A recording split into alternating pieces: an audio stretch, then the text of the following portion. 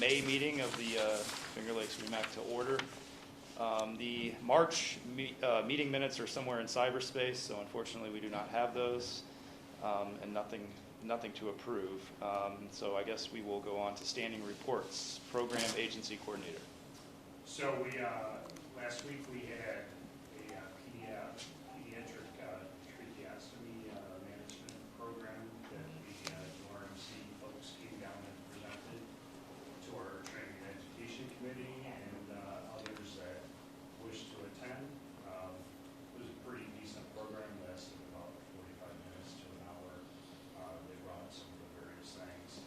The main thrust behind the program was the bill bags that they're sending home with these folks and the amount of these kids that are either on ventilators or various other supplements that are in the field that are staggering.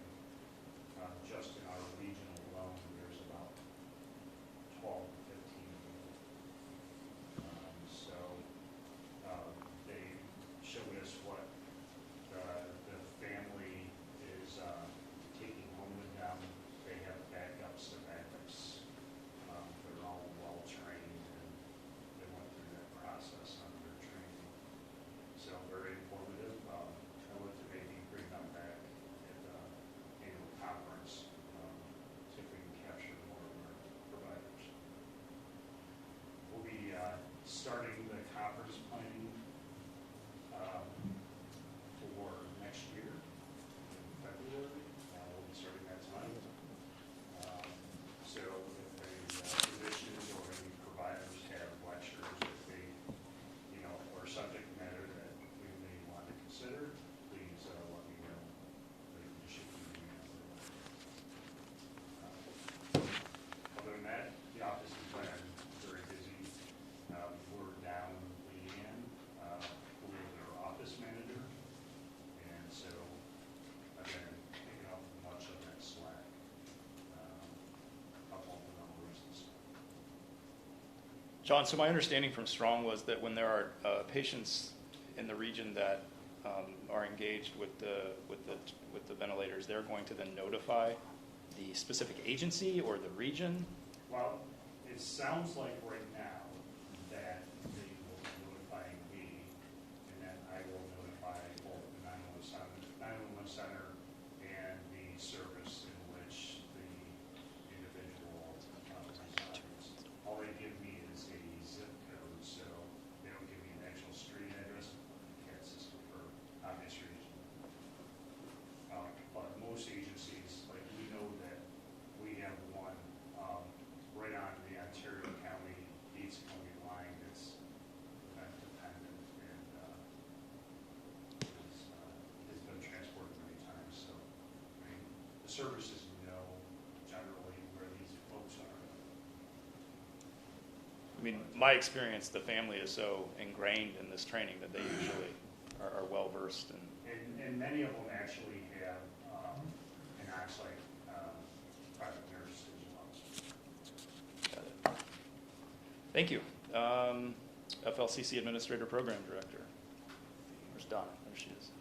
We're winding down finishing classes. We've been doing practicals the last 2 weeks. We have another one this Saturday. But we finished up with 19 original paramedics that tested out a week and a half ago. We have 4 refreshers that came back to the National Registry as well.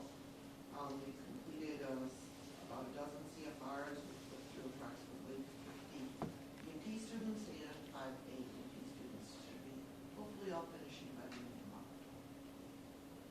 So Don, I've been getting some inquiry from our own organization with college students coming back, the EMT summer class. I know my stepson's doing it at MCC, but there is an option for FLCC, correct? We have a summer daytime original class starting June 2nd, and it will test in August. Okay. It's 2 days a week, 8 hours each day. You get all the hours and there's a refresher for that. Is that contingent on enrollment? Yes. Okay. Any college course is contingent on enrollment. Yeah, but is there a number? 8 is needed? Yeah, we're at that threshold right now. Okay. So our class will definitely go. Got it. Anything else? Thank you. So myself, we attended attended the CMAC meeting. There were some highlights. Protocol updates were presented by Dr. Daly. I think we'll get that a little bit later under new business in regard to some training and education. There was significant amount of conversation around the pediatric pandemic triage protocol. A lot of wordsmithing, a lot of discussion on vital signs. That motion was eventually carried. To clarify, if we were to want to use that, we would require a vote. Yeah, my understanding, and Brian can correct me if I'm wrong, is the pandemic triage protocols are in the event of stress in the system, you can enact them for a specific time frame. I think it's 30 days. 30 days. In which time it has to be reevaluated and reaffirmed by the REMAC to extend that. Is that correct, Brian? That is my understanding also, yes. Central New York has been a train wreck.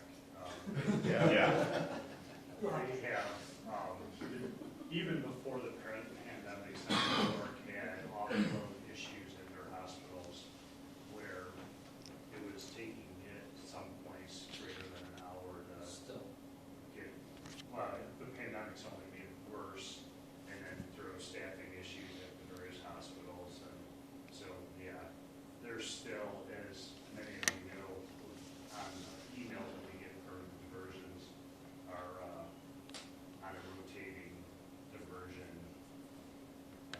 almost nonstop.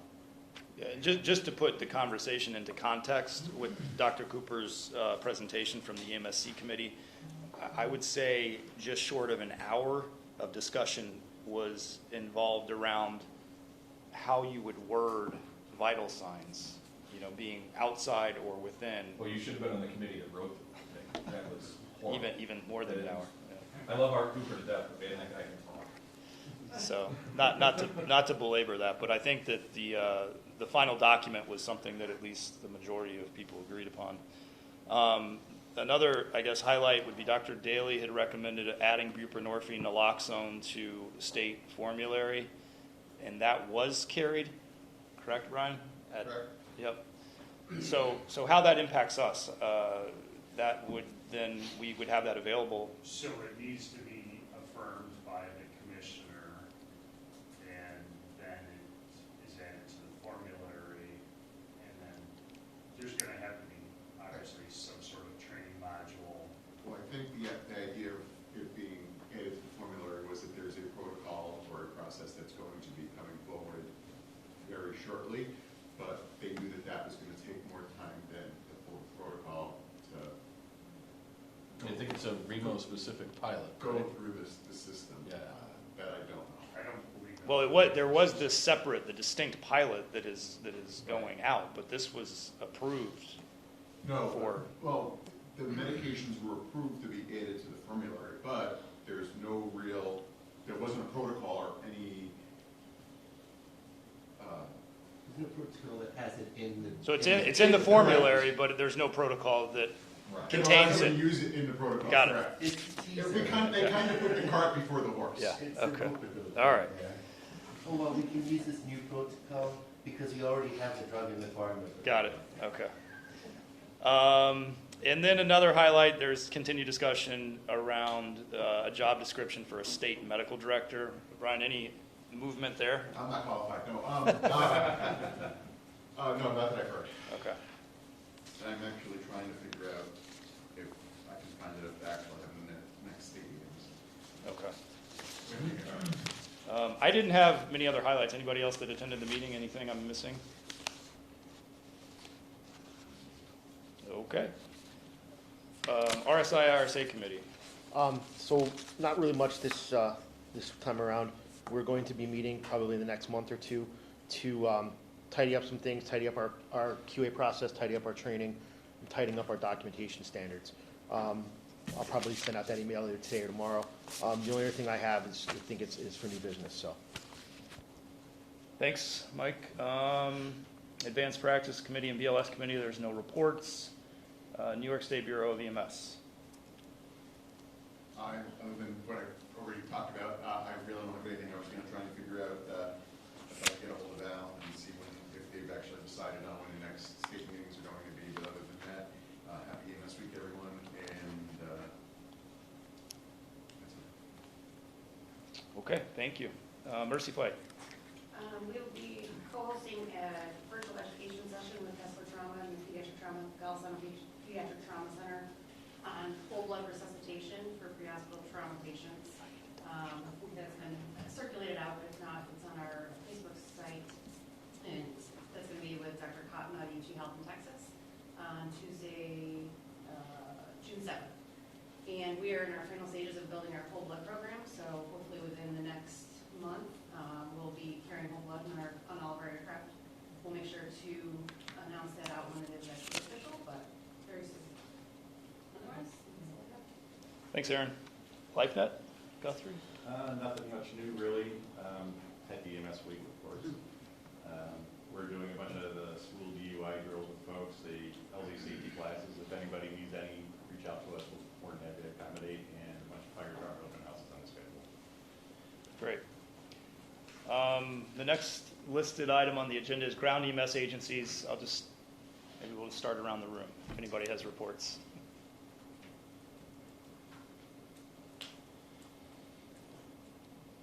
Canada Ambulance is going to be having an open house for their brand new building that's going to be open.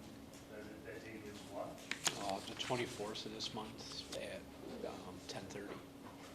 Black and Blue Catering. About that, but there will be some food, of Okay. course.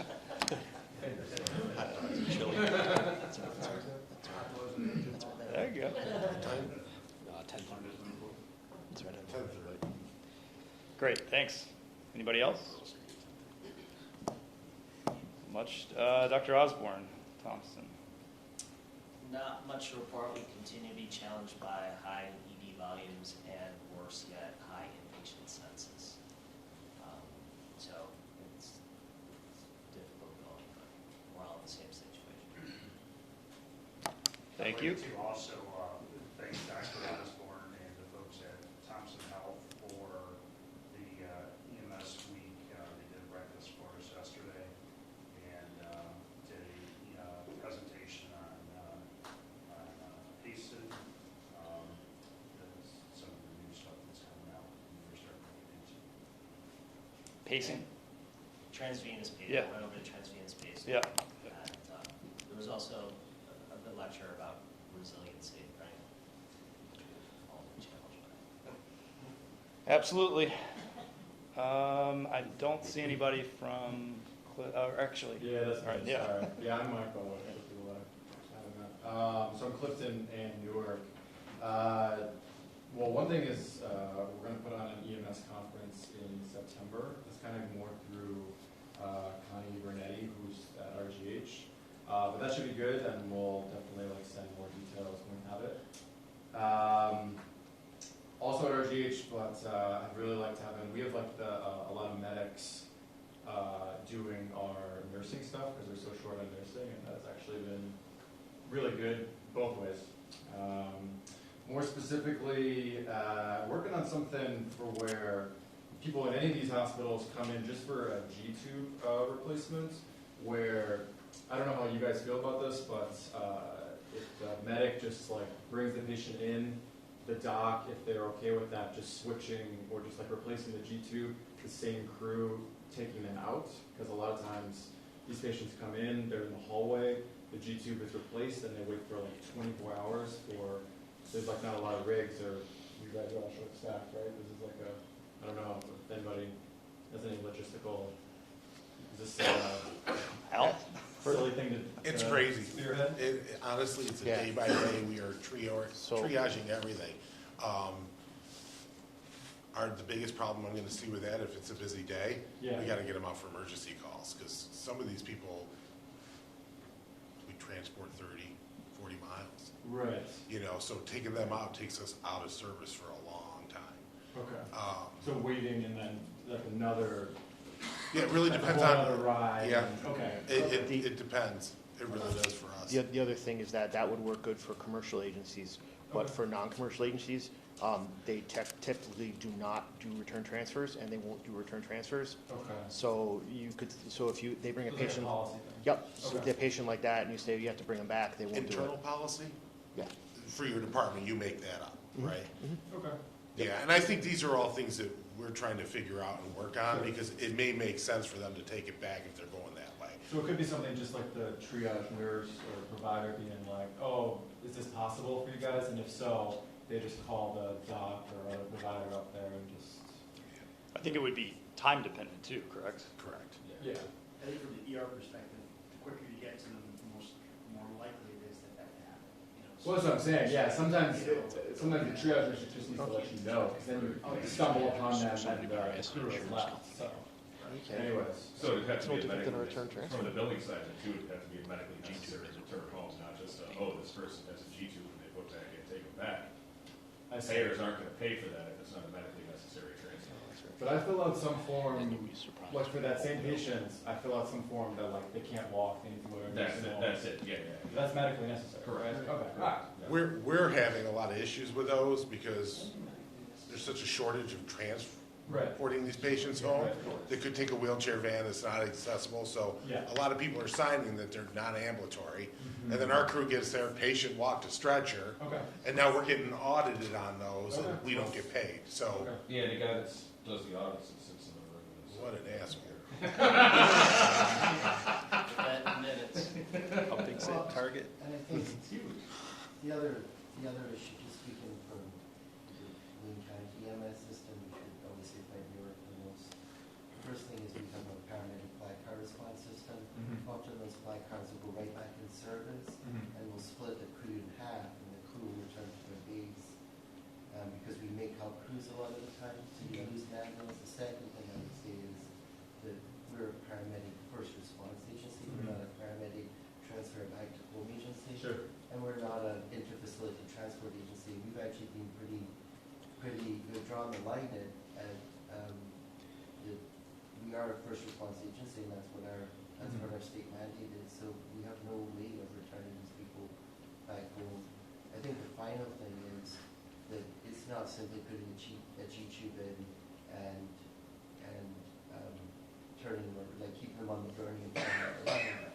It's having them come in, getting them triage, getting vital signs, having nursing staff see them, have the G-tube put in, have it confirmed in some way, do the paperwork, confirm, so there's a lot of other steps that each 5-10 minutes is keeping an EMS resource out of service, and sometimes in Wayne County, that may be the only EMS response.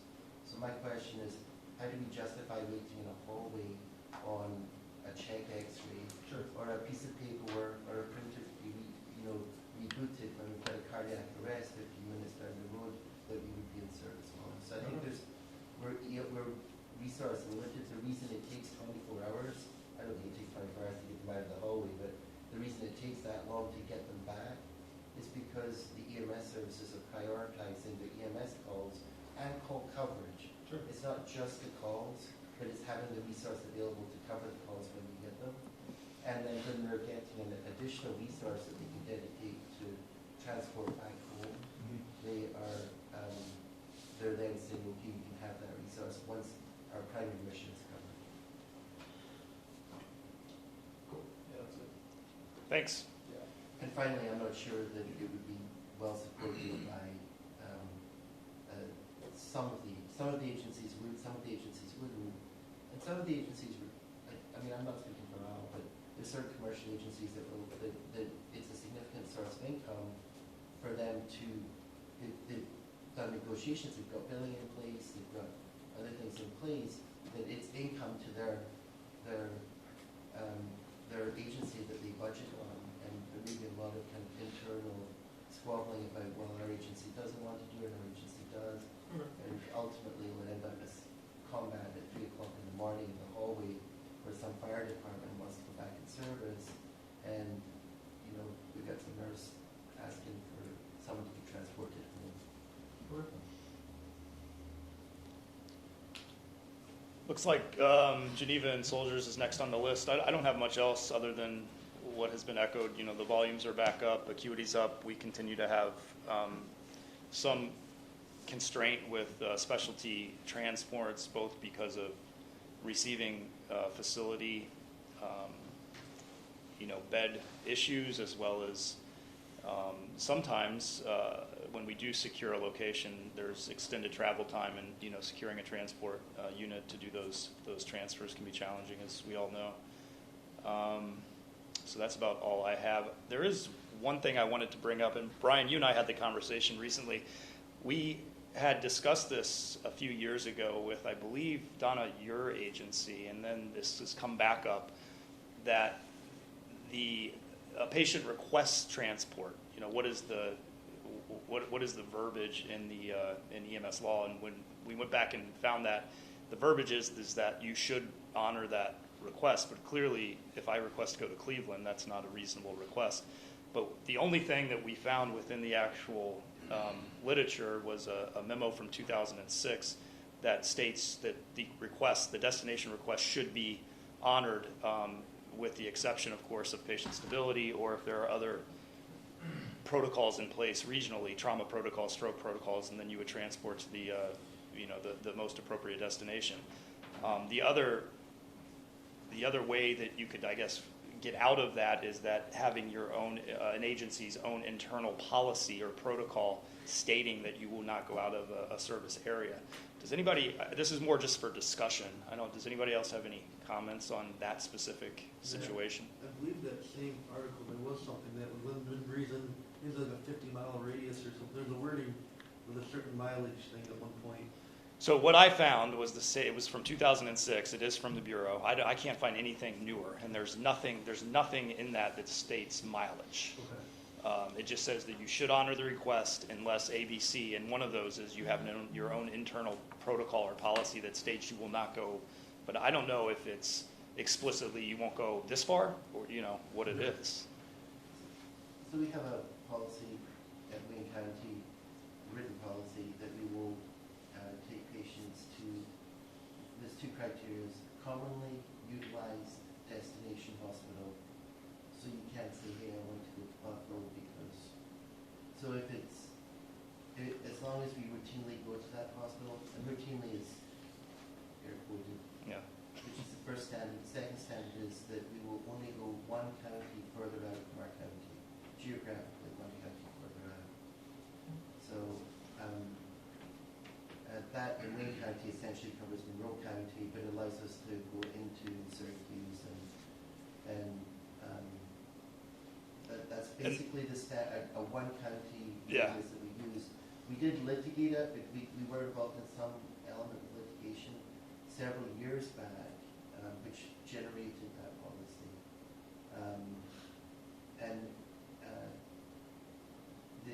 I think the wording was you would consider patient requests and try and facilitate them to the best of your agency ability.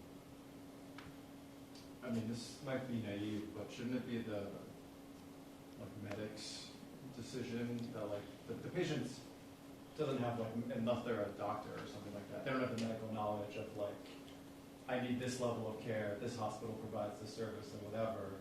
So I feel like it shouldn't really be their The precipitating event for our county was we were asked to do an ambulance transfer or a scene response that wanted to go to a hospital that resulted in a 2-hour 14-minute transport time, right. which took a resource out of the area of 5. Right. So we said at that point, we're a county, we'll go to the next county. After that, we're done. Within that area, I think there was 13 different destination hospitals, including 2 trauma centers, 5 stroke centers. People had plenty of choice. Right. And the patients get the choice, but the medics have the ability, if it's a trauma, to say, Yep. well, you need to go to Thompson, or if it's a STEMI, you can't go to Thompson. You need Or to go stability. Right. Or Yeah. stability. Well, at the end of the day, from the business standpoint too, if, depending on what the patient's payer is, they could go to hospital X, Y, Z. But if the closest hospital is capable of handling that patient. Right. They're only gonna reimburse the mileage to that closest facility. Oh, right, yeah. So your government managed payers, Medicare, Medicaid, are only gonna pay for the closest most appropriate hospital. Which is roughly 70% of the average call volume. Yep. Right, and it's more, I mean, STEMI, trauma, et cetera, are very important, but it's more than that too, right? Like sometimes you get a patient at Newark, let's say, and we don't have dialysis there, right? And if they need dialysis at any point in their hospital stay, then the hospitalist is often like, well, just transfer them out. And then that's another call for you guys, et cetera. And obviously it's difficult within like 3 minutes of seeing the patient for a medic to be like, this is exactly what they're gonna need. But, you know, not just be like, your choice. I can tell you, we tend to try that if we know, Yeah. for the most part, if we know they are needed, say they get it 3 days a week, they had it yesterday, due for it tomorrow. Right. If whatever they're complaining of, they're probably gonna be in the hospital overnight. Yeah. We'll try to take them to a hospital that has dialysis. Right. Sometimes you just can't. Sometimes we can, Yeah. unfortunately, they'll go, no, I'm going to this hospital because it's close to home and that's the end of it. Can you just say like, sorry, I'm the medical professional here. like, you're gonna Unfortunately, go we where we- can't. No. Well, no, but what Okay. we instruct the medics to do is contact their medical control. Yeah. And provide a lead-in conversation to the medical control to get a guided answer back. Even then, sometimes it doesn't work. I don't know how many people you've talked to on the phone before, said, they've just been like, nope. If it's a further hospital that has less resources, I'll absolutely say no. But the other kind of catch term in any policy should be continuity of care. So that if someone says, hey, I get dialysis, the first question on their mind should be, oh, who's your nephrologist? And then you go, oh yeah, he's at Strong Hospital. Sure. Okay, you're going Strong, you know, so Well, there's that's- a way of guided communication, which I'm not sure we do that really good in EMS. But with newer medics moving up, I'm not sure how much, and stress levels, it's often, you know, where do you want to go? Okay, we're going there, versus kind of trying to guide that stuff. Sure. More, which. Well, like, oh, you're post-op day 2, where'd you get your surgery? We're gonna take you there, you know?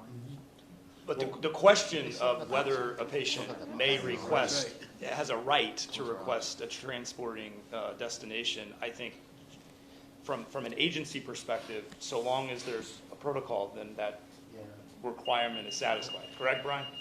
Correct. Okay. Matt, what we're seeing on the other end of this is there's a lot of, from what we're just recently looking at, are patients being taken to a facility based on the medic saying, oh, we won't take you to this place, but we'll take you here. They get transported, and then we get called for the transport to take them where they need to go. You know, and that's, a lot of that's just quick turnarounds. Systems of care, that is, not. Right. No standard across the board is, you know. I'm Sandy Johnson, I'm from Naples. We have a ski center, and needless to say, oh goodness, I fell and broke my leg, I need to go to Strong. We have a policy within our organization that says we take you to the closest appropriate hospital. Any doubt, we call medical control, and medical control says, we can take it, or no, we can't. And we haven't had any pushback on that. Yeah, sorry, I don't want to belabor this, but I appreciate everyone's feedback, and I think that's kind of what I was looking for. So, any other discussion? Don? I think the situation you and I were talking about before had to do with a particular patient, and most of the agencies in this room went through that same patient who, when they got argumentative with one facility, take me here, take me there, take me in, it's like, we're going to take you, if I'm sitting on Main Street, Canandaigua, or Mutual Aid for Canandaigua, I'm not going to go to Highland for chest pain when Thompson's right up the hill. And that was the patient that was causing all that rush. And that's why we went through a lot of that was, can we refuse if they want to go to Highland when there is an appropriate facility closer? Yeah, and I agree. There's obviously a lot of challenging patients. It sounds like this was one of them. But I think to satisfy what I would argue is the requirement in the memo would be that you would have a policy stating something to that effect. So, okay, moving on. Old business, King Airway versus iGel. No, I guess. So, as part of the RSI State Committee, which we kind of expanded to work area management in general, because it just seemed to make sense. next time we already had a bunch of airway specialists, we should just cover the whole airway thing. There was, one of the benefits that we have is we have access to autopsy data, and recently we had 3 King airway terminal failures, and what I mean by that is that there was a King airway utilized that may have contributed to patient deterioration. There's 3 cases. One case, a King airway was placed by an experienced provider. It penetrated the posterior pharynx wall, caused a lot of subcutaneous air, and ultimately contributed by obstructing the patient's airway. The second case, the King airway was placed by a different provider at a different agency. The King airway folded over completely. Don't ask me how that happened. And obstructed their airway and prevented ventilation of the patient, subsequently died of cardiac arrest.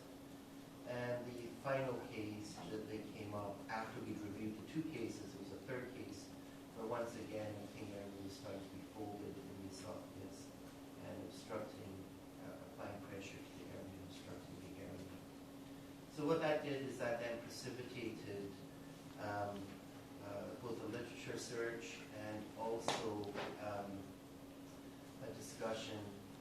I'm part of a 27 agency airway quality committee that collects data and looks at airway management and then feeds it back to the individual agencies. So we discussed those cases, and I got 26 other agency comments, all of which said, "Are you crazy? Why are you using King airways? We've taken these off the road years ago. You guys are miles behind. Get them off." So I felt pretty small at that point. I felt like 27 out of 27. Then precipitated a literature search and some discussion with some other area experts. Overwhelmingly, the feeling was that the King airway is not the best supraglottic airway, and the complication rate as published in the data is actually significantly higher than other supraglottic airway devices. So different providers, different agencies, different patients. A case series of 3 locally, all confirmed with autopsy, backed up by a multi-agency, multi-system best practice quality system. We then looked at cost alternatives for agencies for supraglottic airways. Dr. David Upham, who was here, was a strong advocate of the iGel airway. That's a comparable airway with a much safer safety profile. It's actually comparable cost. It's actually slightly cheaper than the supraglottic airway. So at REMAC, we have never advocated for a specific product. We've always said we want a group of products, and as long as it's supported by EMS, you guys can choose what you want. We've never said you have to use a certain collar, a certain backboard, a certain defib machine. We've always said as long as it's approved for EMS, we can do it. But and that really should still be the case, because I don't want product managers coming every REMAC for 2 hours to show us the latest gear. But in this case, it was felt that the airway committee needed to make an advisory that we would like to convert into a REMAC advisory to go out to all the agencies. And I'm going to read what we want the REMAC advisory to say, and then it would have to be discussed and voted on. So this is a committee motion, so it doesn't require a second. But the advisory would read, based on current evidence, the REMAC is advising all agencies to stop using the King supraglottic airway. Acceptable alternatives such as the iGel supraglottic airway that demonstrate a safer safety profile with comparable agency costs. So it's a nice, simple thing that basically says we are advising agencies transition to the iGel. We're not mandating, we're advising based on quality feedback. So that motion would be to essentially advise to transition to iGel or other supraglottic airways. Discussion. Can you put some information on the cases that were reviewed, and was the state notified about these issues? Because that's a reportable incident, correct, Ryan? So Sure. we certainly, I mean, it was part of it, it came through our quality process, so we can certainly provide the state. If you actually look at the King Airway literature, it's a recognized complication listed at, and they actually look at a complication rate of their airway usage. But it is, it's kind of like, it's like a drug side effect that's already listed. So, it's within that safety profile and it's already been documented. We can certainly do it, and I mean, I would prefer to advise the state of our quality findings and recommendations to the state, which the state may then want to take that case series as a quality unit and then bring it to whatever committees they want to potentially look at making this a more statewide quality recommendation. But it is within the safety profile of the King Airway.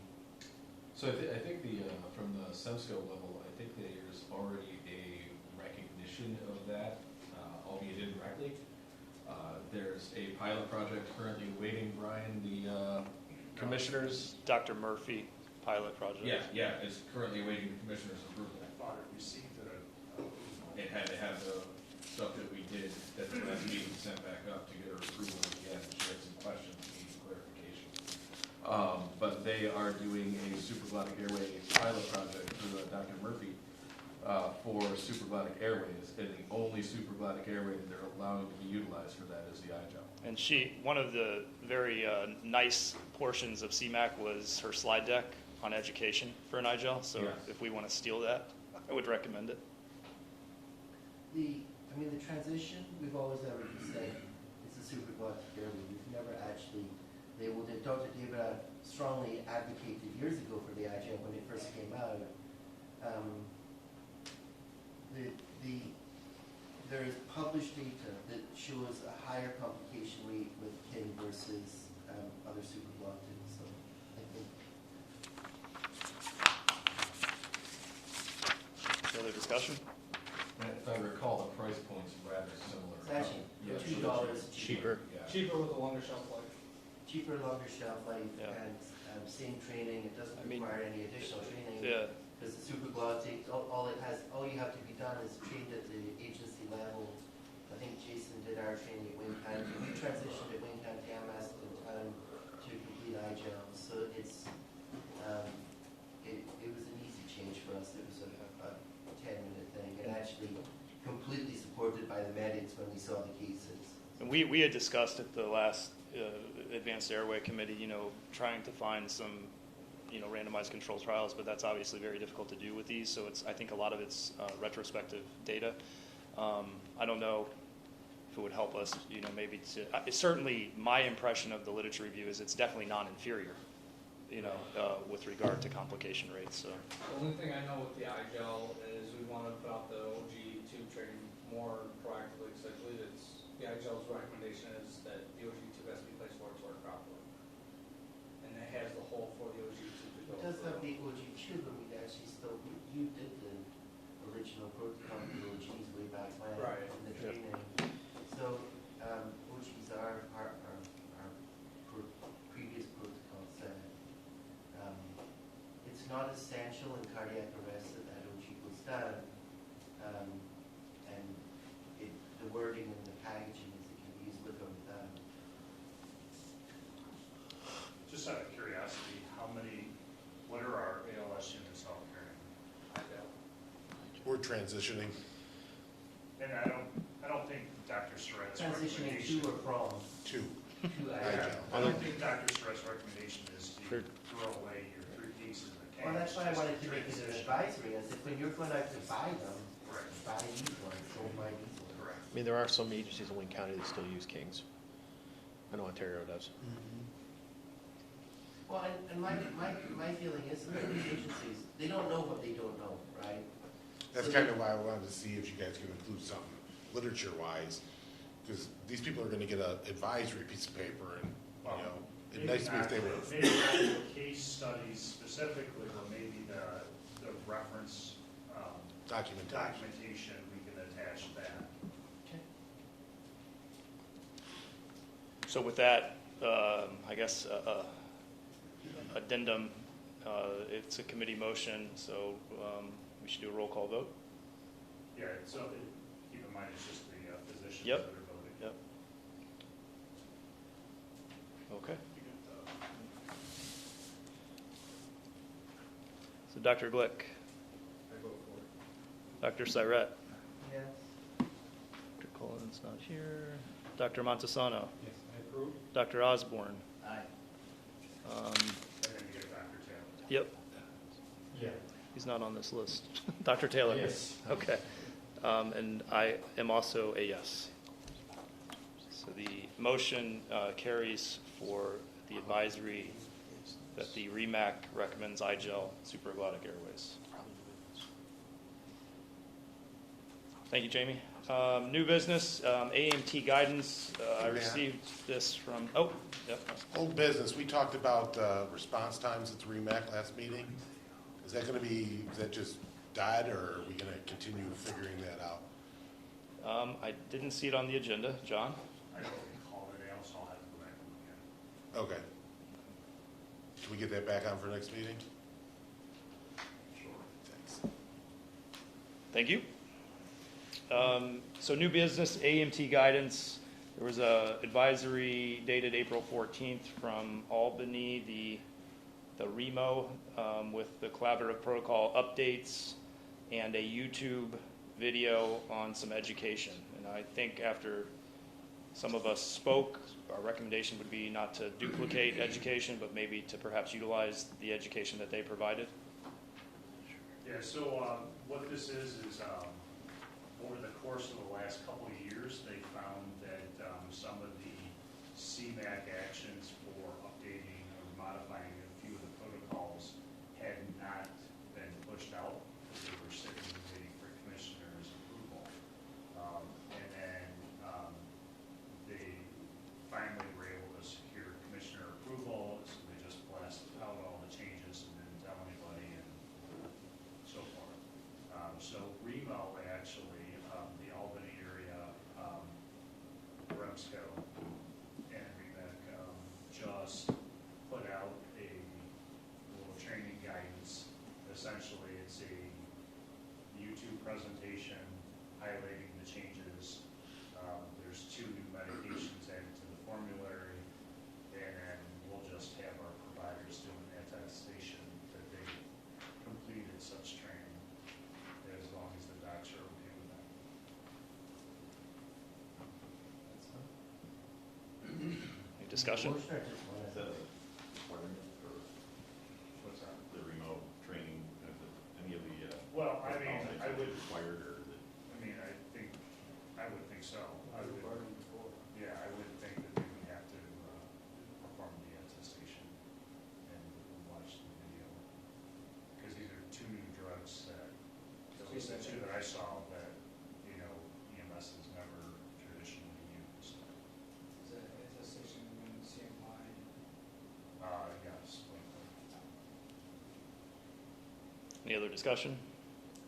I would just do a REMAC, a motion, just so it's. Sure. So I would consider a motion. Dr. Glick, second? All in favor, say aye. All opposed, nay? The motion carries. I think I was remiss here, John. There's also an agenda item for AMT guidance. That's Yeah, distinct. So some background on that. We had a couple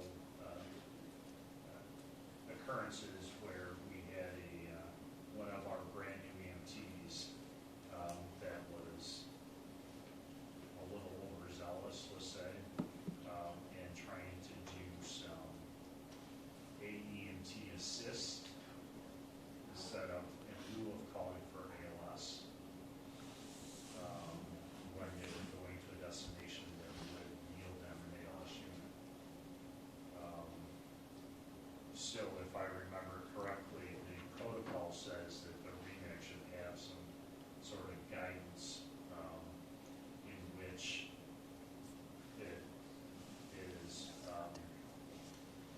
gives them some framework that they have to work within, meaning, at one point we had discussed and we had established that if they are considering AEMT type skills, that they should also be trying to secure an ALS unit in the back. And I'm not sure where that ever died. And Mike remembers that that was a thing. Yeah, I thought, and I was corrected because I did make a question about it. I thought that it said that AMT had to either meet up on, you could do your advanced skills, but you either had to meet up with another ALS unit or go to the hospital if that's the closest appropriate ALS unit. And I was told that's not the case anymore, but I cannot find any documentation that says that. So would this be a specific QA issue or more of Well, a it's not, regional? I mean, Both. What are we? Both. It is a QA issue, but it hasn't been brought to us specifically from the agencies that are involved. But we're just trying to cut off any big explosion issues. Isn't that already in our protocols? That's what I'm looking for. The protocol says that there should be a regional policy addressing this, if I remember my conversation with Mr. Lee. Okay, volunteers. Policy creation? I'll go. Mike? If I could just speak on it for 1 second. So, we know from history that some things in REMAC can mandate and can enforce, and some things we can't. I think still at a medical director level, for your agencies, you can have this discussion and set policy with their agency of guidance, So, for example, one of my agencies that's in the Newtown area had a discussion with them about utilization of AMT level because they, just this past year, had 2 very active AMTs that went into service. And, for example, in this agency, just because of locale, location, proximity to the hospitals and such, I said, basically, if a ALS call is initiated, and an ILS provider or AEMT is en route, do not consider that. That's not considered to have ALS en route. That is, basically the call still in progress, still actively paging, looking for ALS, assist. So if that AEMT arrives on scene and they can provide level sort of care to the extent of their scope of practice, they should initiate, their full care while still awaiting ALS. If ALS is farther out than it would be to your closest hospital, then the obvious answer would be to start transport to the local hospital. What shouldn't happen, at least in my eye, my personal opinion, with the location of this agency, is that they should be going north, passing one hospital to go to another. That just doesn't make practical sense. Now, if an ALS provider arrives on scene and says, either one, this is not an ALS level call, and can be taking either BLS, and let's say an IV was established and they feel that that doesn't require any additional ALS intervention, then either 2 things should happen. That paramedic should take responsibility to say this can be taken BLS or, with this IV established to a local hospital or to whatever hospital they agree upon, or contact medical direction. If they initiate, ILS level care, AEMT level care, and they want to pass one hospital to go to another, then that should be a phone call to med direction, because that really shouldn't be happening in any regular ladder.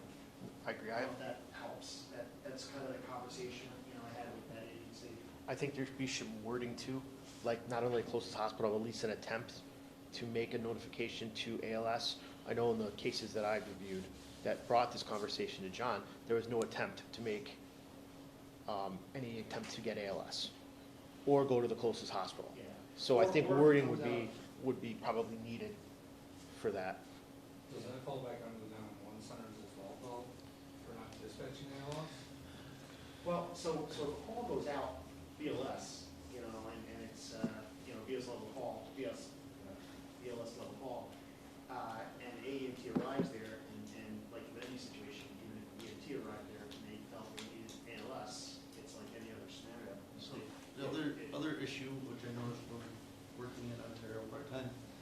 is some AMTs on the status board that one county uses Yeah. will are listed as ALS. So when the county sees an ambulance listed available, it shows up as ALS unit. Correct. And it doesn't- And the individual doesn't correct it, or the agency doesn't. I've heard on the radio an AMT call it root ALS. Yes, So- and that's probably the same one. Blatantly. That's another issue False, that yeah. it falls on that. I don't That's- know how to, that's something to address. My topic addresses all this, just saying. I know. Plays a factor into all this, because there needs to be standards across the board. So the first thing that I would say is that there's several like parts that medical directors may not be aware of when they have someone walk through the door and say that they want to do ILS level care or EEMT. The first thing is every agency is meant to have a quality assurance plan that needs to include that level specifically, signed off by the medical director, and I believe it's meant to be submitted as well. I think we're meant to have every agency's QA policies on file, so if they have someone come in, they have to have a QA process, which is the first thing. The second thing is they have to have affirmative medical director sign off that they can practice that level. I know that at my agencies, we've just removed the AEMT level of care because it becomes so awkward at a dispatch level from a system standpoint. Now, we do have AEMTs that practice, that can be given specific provider privileges by the medical director, but we do not recognize AEMT as a dispatch level of care. So all our ILS level care are dispatched as ALS, and they're dealt with by the 911 center. Dispatched as BLS, and they're dealt with as a BLS provider. So it's almost like secret ILS care. But what you said was my understanding of how the system's meant to work, which is it provides a slightly expanded scope of practice, but it's still essentially regarded as BLS level care. They still have to find ALS, they still have to go, like if a BLS provider would go to the closest hospital, an ILS provider should be going to the closest hospital as well. Yeah. Yep. Another way to phrase it, in my mind, I think of it as ALS assist without an ALS provider there. Right. I hate to It say should it that way, be but, regarded as ALS.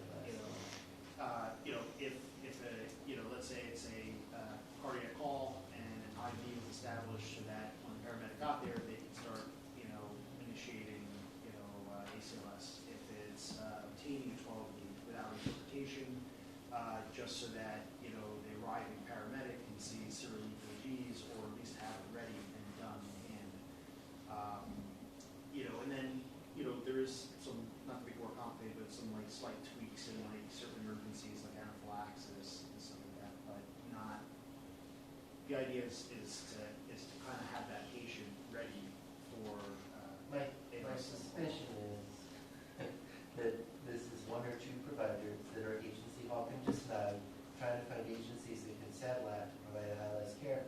Because I believe I have experienced this very similar provider that has bounced through two of my agencies as well, and quickly moved on once he found out that he would not be recognized. So it may be provider specific as well.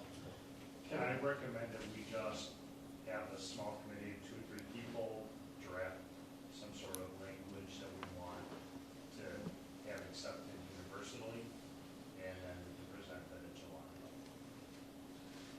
I go with the ALS can do it. I'll do it. I can give you a copy of that, because that, with that agency, we made a very short draft, and it's purposely short, it's very direct, bam, bam, bam, these Yeah. are the rules. I'm the one that probably started this discussion with John, so I have no problem. I'll get to. Take ownership, Mike. You're one of 2. I'm one of 2. that conversation. Donna, you've had your. Whatever you Maybe the other put through that, you need Okay, I to guess be you and I are very doing it. careful. Because Dr. Glick just commented, if that person gets there, they can start their ACLS, they cannot. That is not in the curriculum for an AET. No, I think she. Only do cardiac arrest with epi 1 to 10,000. Because this same person, and a couple of other ones that we just got graduated from the class, came and said, we need to pay out an ACLS class. I said, no, you don't. Because it makes you too handy to want to use those drugs. You have no right to use them under your guidance. You can only do what you can do according to the state. And I'm not teaching you ACLS or PALS, because you will abuse it. Yeah, it wasn't saying anything. No, but I just want, so that as when these guys start, whatever their ALS committee's gonna be, that is not in the curriculum to teach them PALS or ACLS to be able, because they get too handy with the drugs, they just do. They think, well, I was taught it, so I should be able to use it. It's not like the ALS committee. Yes. Yep. Actionable. All right. Dr. Glick, you were also on the agenda. Oh, Further. and then I have one other thing that came up. Yeah, yeah.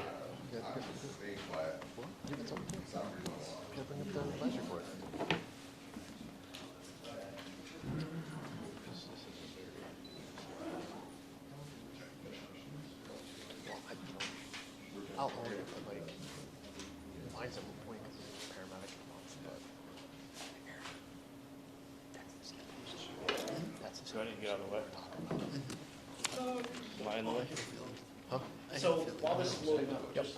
I got two at the top of my list. So, obviously you guys know I work in the ER at Thompson. A couple of nurses, just knowing them very good, this friend of mine had approached me to say, well, you know, what would it take to become, you know, a paramedic and do a bridge, you know, to be a paramedic? So this kind of generated a conversation. I spoke with John and said, hey, couldn't you form an EMT class and then a paramedic bridge that was maybe a separate session that was oriented to nurses, you know, or other professionals that were interested, that could be given by New York State rules that have made standing in the paramedic class.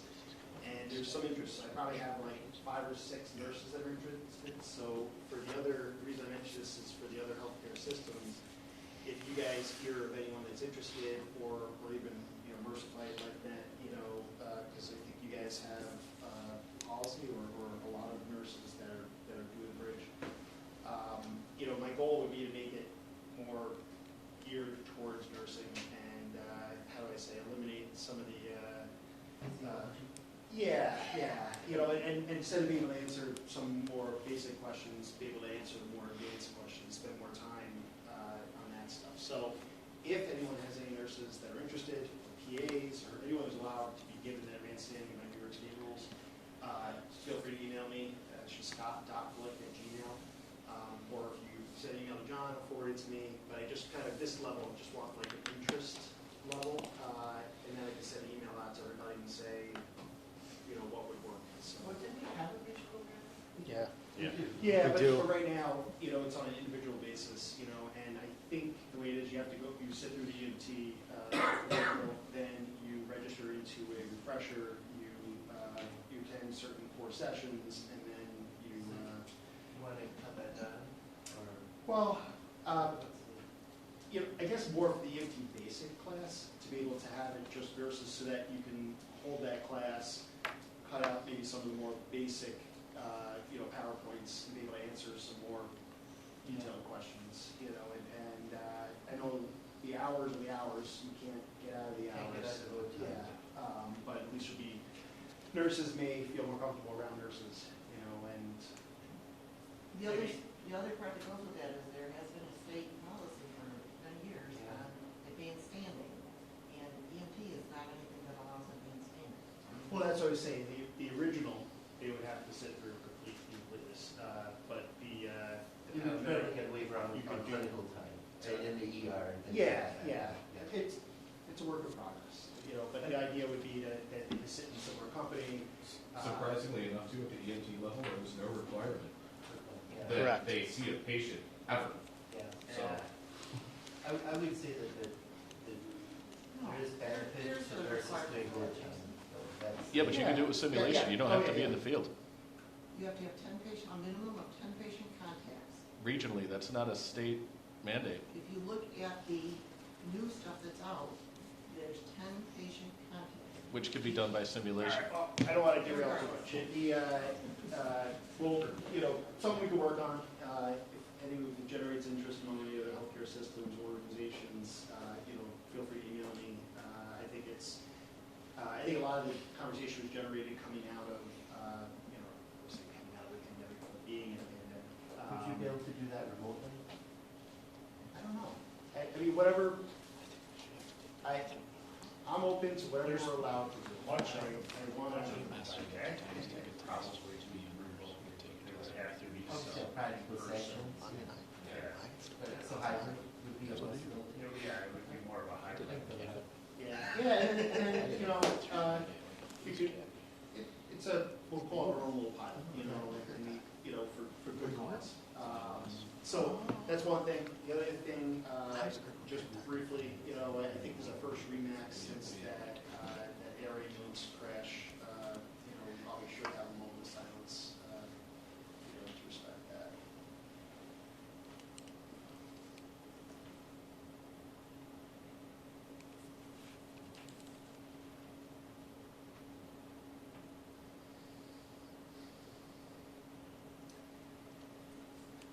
Our attention to safety, you know, I think is paramount. You know, we take for granted, even on the ground level, you know, with EMS, that when you do the same thing over and over again, you do get this sense of safety.